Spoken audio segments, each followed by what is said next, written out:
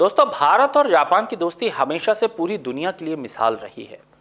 लेकिन आज उसी जापान से एक ऐसी खबर आई है जिसने दोनों देशों के कूटनीतिक गलियारों में भूचाल ला दिया है। जापान के एक पूर्व मंत्री ने भारत को लापरवाह और वादा खिलाफी करने वाला देश कह दिया। मामला Mumbai Ahmedabad bullet train project से जुड़ा है। लेकिन इस विवाद की गहराई को समझने से पहले चलिए आपको इतिहास के उस पन्ने पर ले चलते हैं जहां भारत और जापान के अटूट विश्वास की असली कहानी लिखी गई थी। साल था 1946, तारीख थी 3 मई। दूसरे विश्व युद्ध की समाप्ति के बाद जापान पूरी तरह तबाह हो चुका था। टोक्यो में मित्र देशों द्वारा टोक्यो ट्रायल्स चलाए जा रहे थे, जहां जापानी नेताओं को युद्ध अपराधी घोषित कर फांसी देने की तैयारी थी। पूरी दुनिया जापान के खिलाफ खड़ी थी। उस समय अंतर्राष्ट्रीय ट्रिब्यूनल में भारत एक महान कानूनी विशेषज्ञ पहुंचे, जिनका नाम था जस्टिस राधा विनोद पाल।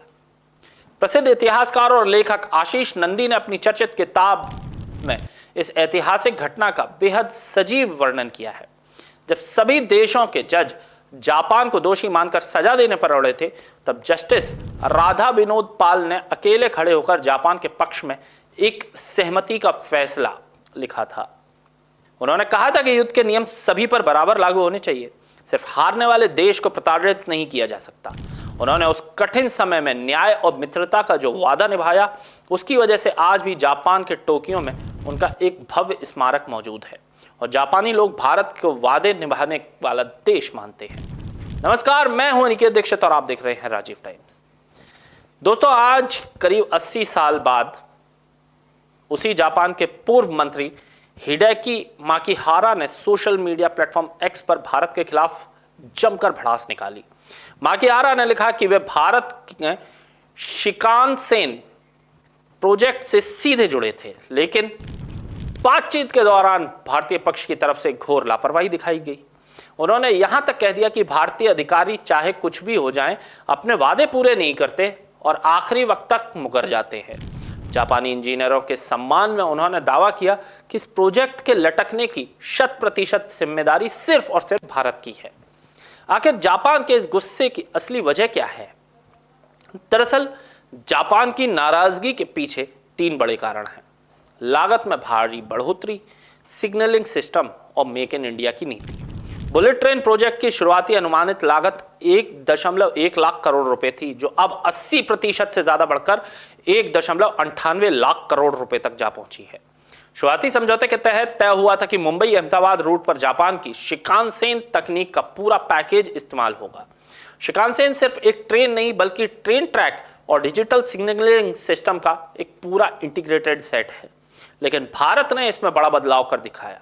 भारतीय अधिकारियों के मुताबिक जापानी कंपनियां ट्रेन सेट और मेंटेनेंस के लिए बहुत ज्यादा और मनमानी कीमतें वसूल रही थी। जापान के इस एकाधिकार यानी मोनोपोली को तोड़ने और भारी खर्च को कम करने के लिए भारत ने जापानी सिग्नलिंग सिस्टम को बाहर का रास्ता दिखा दिया।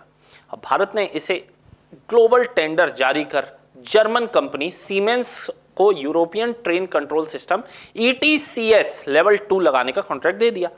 यही नहीं, भारत ने जापान से महंगे ट्रेन सेट खरीदने के बजाय मेक इन इंडिया के तहत अपनी खुद की कंपनियां यानी BEML मेधा को हाई स्पीड ट्रेन सेट विकसित करने का जिम्मा सौंप दिया, जो देश में वंदे भारत जैसी ट्रेनें बनाती है। अब जापान के रेलवे इंजीनियर और विशेषज्ञ इस फैसले से बेहद डरे हुए और नाराज हैं।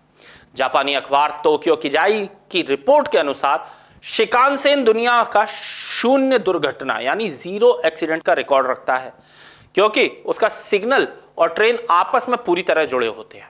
अब जापान का तर्क यह है कि जापानी ट्रैक और जापानी ट्रेनों पर यूरोपियन सिग्नलिंग सिस्टम थोपना तकनीकी रूप से एक खिचड़ी बनाने जैसा है, जिससे हादसों का खतरा बढ़ेगा। तो दोस्तों, यह पूरा विवाद एक गंभीर मोड़ ले चुका है। एक तरफ जापान है जिसका कहना है कि भारत सुरक्षा के सबसे अहम हिस्से से जापान को बाहर करके समझौते की शर्तों को तोड़ा और एक सुरक्षित तकनीक के साथ खिलवाड़ किया।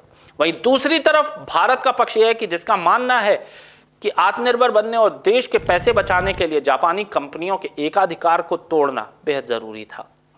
अब सवाल आप सभी से है, क्या भारत का अपने घरेलू उद्योगों को बढ़ावा देना और मेक इन इंडिया पर अड़ना सही फैसला है, या फिर बुलेट ट्रेन जैसी सुपर एडवांस तकनीक के मामले में हमें जापान के अनुभव और सुरक्षा मानकों से समझौता नहीं करना चाहिए था? अपनी राय नीचे कमेंट बॉक्स में जरूर साझा करें। राजीव टाइम्स के लिए मैं निकेत दीक्षित आपसे लूंगा इजाजत। नमस्कार।